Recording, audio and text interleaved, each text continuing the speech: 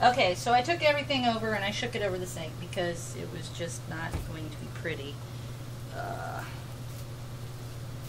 with the flying everywhere. Let me make sure the entire length of this thing is in frame.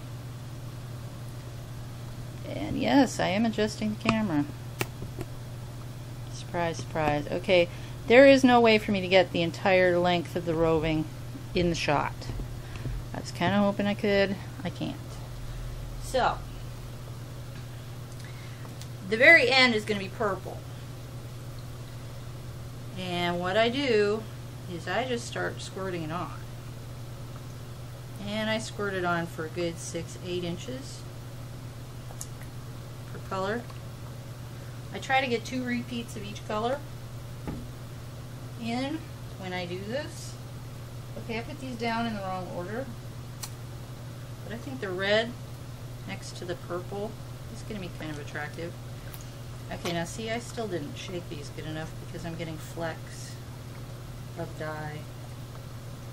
But you see how simple it is when you use the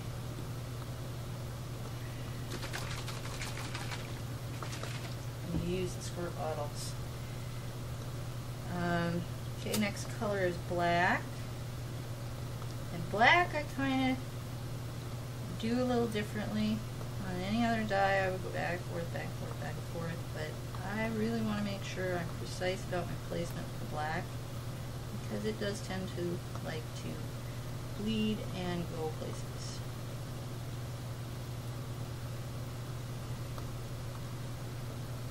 Okay, and I do get kind of good saturation all the way down to the back side for the most part, see? And when it goes into the steamer, that will move a little bit. Color off my hand. Okay, it looks like I'm not going to get 2 repeats of each color. Ooh, that is a pale, leafy green. That is not what I expected at all. I think I had my leaf green color scheme in mind instead of my turquoise color scheme in mind. I think that is what happened. Sorry, I'm mumbling again. Sorry about that. I know I tend to do that. Well, you know, green might not be bad here. I was remembering things wrong and kind of screwed up. But, so anyway, back to the purple.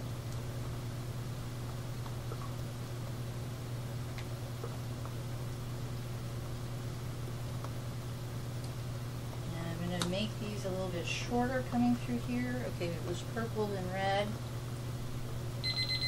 And, oh, that's my timer telling me I'm already at 10 minutes.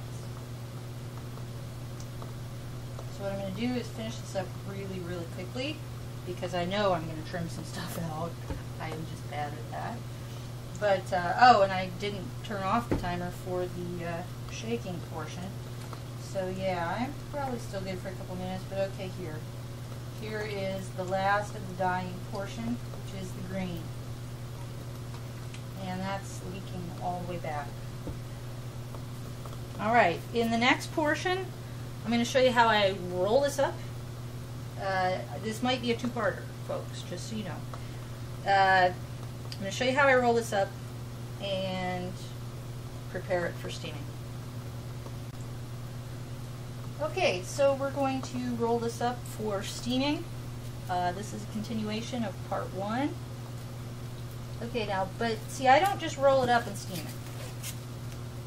I do a little bit to it. Now you notice how I lifted one edge and kind of rolled it together, but then I lowered that edge back down. I do that for a reason. It's to gather all the roving together with light color next to light color. Then what I'll do is I'll fold the second layer over like so that it's got a pretty good seal and kind of smooth it a little.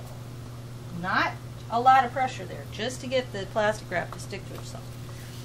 Now I fold over an end so that I don't have big goobers leaking out, and I try not to move the dye downward. Instead, I kind of squish at each color just to distribute the color a little bit.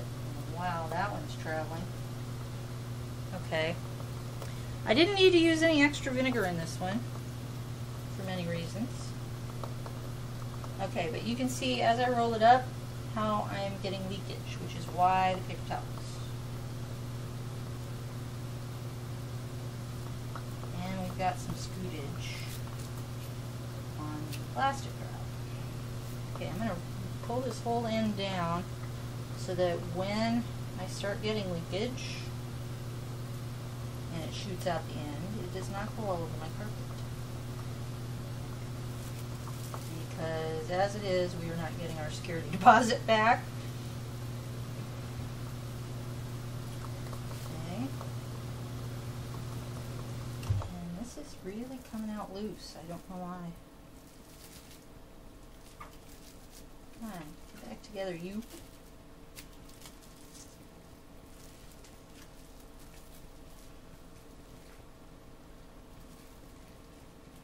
And a lot of the extra paper towel is also for the eventual flood that comes at the end, because I put way too much liquid in my rolls.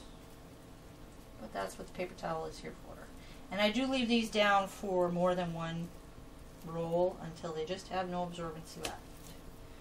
Then, what I do, which I did not prepare for, is I put them on the lid of my steamer pot, which is a small casserole size. And in the bottom of the pot I have a bunch of aluminum foil balls. Actually, I know where the pot is. Excuse me for a second, will you please?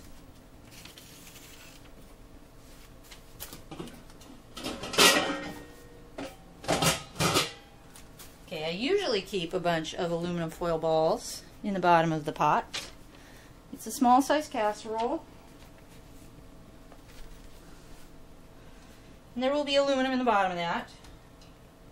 And what I do is, with maybe an inch of water boiling on the stove, I'll set them in there on their side. Whoa, all over the place. But I'll set them in there on their side and then they will steam. And how long I steam them depends on how many of them there are. I will sometimes use a thermometer to make sure that the centers are properly heated. But yeah, so that's how that works. I'm not going to bother to do the second one. Just assume that there will be a second one, and perhaps on a future episode I will be showing you the dried and finished product. Well, Lisa, that was all the time we had left for today. Just wanted to thank you all for tuning in to watch me dye up some stuff. Just to let you know, this is Kelly from Hullion Artworks. My shop is at http://talandra.etsy.com. If you are a dyer, I hope that you find some time to make some pretty colored wool yourself.